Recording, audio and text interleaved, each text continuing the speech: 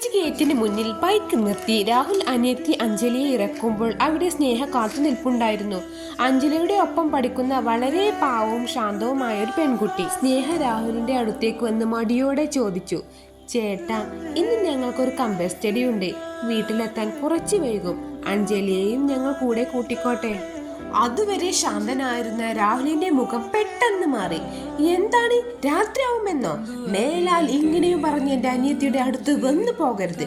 രാഹുൽ എല്ലാവരുടെയും മുന്നിൽ വെച്ച് സ്നേഹയോട് കടുത്ത ഭാഷയിൽ കയർത്ത് സംസാരിച്ചു. സങ്കടവും നാണക്കേടും കൊണ്ട് സ്നേഹയുടെ കണ്ണുകളന്ന് നിറഞ്ഞു തുളുമ്പി. അതിനുശേഷം രാഹുലിന്റെ വീട്ടുകാരുടെ കടുത്ത നിർബന്ധത്തിനും അഞ്ജലിയുടെ അപേക്ഷകൾക്കും വഴങ്ങി ഒടുവിൽ സ്നേഹയ്ക്ക് രാഹുലിനെ വിവാഹം കഴിക്കേണ്ടി വന്നു. ഈ വിവാഹത്തിന് സ്നേഹയ്ക്ക് ഒട്ടും താല്പര്യമില്ലായിരുന്നു എന്ന സത്യം രാഹുലിന് നന്നായി അറിയാമായിരുന്നു. എങ്കിലും അവൻ മനസ്സിൽ കരുതി, ഇപ്പോൾ അവൾക്ക് എന്നോട് ദേഷ്യമായിരിക്കാം, പക്ഷെ മനസ്സറിഞ്ഞ് സ്നേഹിച്ചു തുടങ്ങിയാൽ അവൾ പതിയെ മാറിക്കോളും. വിവാഹം കഴിഞ്ഞിട്ടും സ്നേഹ അവനിൽ നിന്ന് എപ്പോഴും അകലം പാലിച്ചു. രാഹുൽ അടുത്തേക്ക് വരുമ്പോഴൊക്കെയും അവൾ ഒരു അപരിചിതയെപ്പോലെ ഒഴിഞ്ഞു മാറി. എന്നാൽ രാഹുൽ അവളെ നിർബന്ധിക്കുകയോ ദേഷ്യപ്പെടുകയോ ചെയ്തില്ല. പകരം അവളുടെ മൗനത്തെയും പ്രണയിച്ചുകൊണ്ട് അവൻ കാത്തുനിന്നു. അവൾ അറിയാതെ അവളുടെ ഓരോ ആവശ്യങ്ങളും അവൻ സാധിച്ചു കൊടുത്തു. ആ കരുതലും ശാന്തതയും സ്നേഹയുടെ ഉള്ളിൽ ദേഷ്യത്തെ പതുക്കെ പതുക്കെ മായ്ച്ചു കളയുകയായിരുന്നു. അങ്ങനെ ഇരിക്കെ ഒരു ദിവസം രാത്രി പുറത്ത് കനത്ത മഴ പെയ്തുകൊണ്ടിരിക്കുകയായിരുന്നു. ജനലിലൂടെ തണുത്ത കാറ്റും മഴത്തുള്ളികളും മുറിയിലേക്ക് അടിച്ചു കയറുന്നുണ്ടായിരുന്നു. മേശപ്പുറത്തിരുന്ന പുസ്തകങ്ങളിൽ നിന്ന് തല ഉയർത്തി സ്നേഹ ജനലടക്കാൻ ആഞ്ഞു. അപ്പോഴാണ് ഓഫീസിലെ ജോലികളെല്ലാം കഴിഞ്ഞ് രാഹുൽ മുറിയിലേക്ക് വന്നത്. കാറ്റിൽ ജനൽപ്പാളികൾ ശക്തമായി അടയുന്നത് കണ്ട് രാഹുൽ വേഗം മുന്നോട്ട് ആഞ്ഞു. സ്നേഹ ജനൽ പിടിക്കുന്നതിനിടയിൽ രാഹുൽ അവരുടെ തൊട്ട് പിന്നിലൂടെ വന്ന് ജനൽപ്പാളികൾ ചേർത്ത് പിടിച്ചു. ആ നിമിഷം വിവാഹത്തിന് ശേഷം ആദ്യമായി രാഹുലിന്റെ കൈകൾ സ്നേഹയുടെ വിരലുകൾക്ക് മുകളിലായി അമർന്നു. അപ്രതീക്ഷിതമായ ആ ആദ്യ സ്പർശനത്തിൽ സ്നേഹയുടെ ശരീരം ഒന്ന് കോരിത്തരിച്ചു.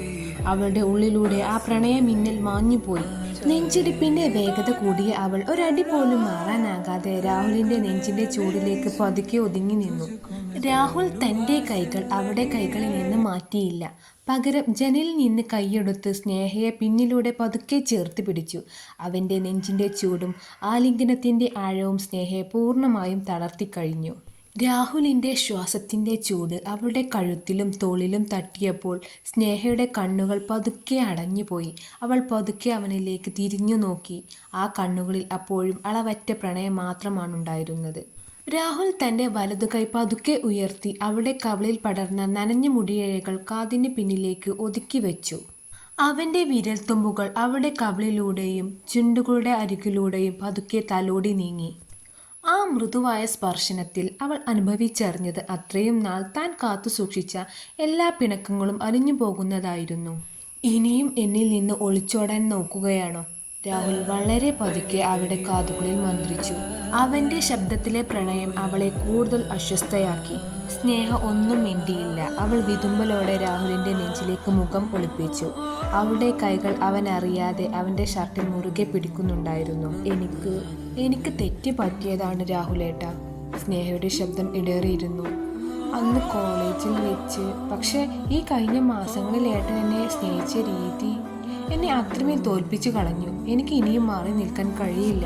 അവളുടെ കണ്ണിൽ നിന്ന് ഒലിച്ചിറങ്ങിയ ഒരു തുള്ളി കണ്ണുനീർ രാഹുൽ തന്റെ അധരങ്ങൾ കൊണ്ട് പതുക്കെ ഒപ്പിയെടുത്തു. ആ ചുംബനം അവരുടെ ജീവിതത്തിലെ പുതിയൊരു തുടക്കമായിരുന്നു. രാഹുൽ അവളെ 2 കൈകൾ കൊണ്ട് കോരിയെടുത്ത് നെഞ്ചോട് ചേർത്ത് പിടിച്ചു. സ്നേഹ നാണത്തോടെ അവന്റെ കഴുത്തിലൂടെ കൈകൾ കോർത്ത് പിടിച്ച് അവന്റെ തോളിലേക്ക് തല ചായ്ച്ചു. പുറത്ത് മഴ പെയ്തു തോർന്നെങ്കിലും ആ മുറിക്കുള്ളിൽ പ്രണയത്തിന്റെ അതിതീവ്രമായ വസന്തം പെയ്യാൻ തുടങ്ങിയിരുന്നു. 2 മനസ്സുകൾ പരസ്പരം പൂർണ്ണമായി കീഴടങ്ങിയ സുന്ദരമായ രാത്രിയായിരുന്നു അത്.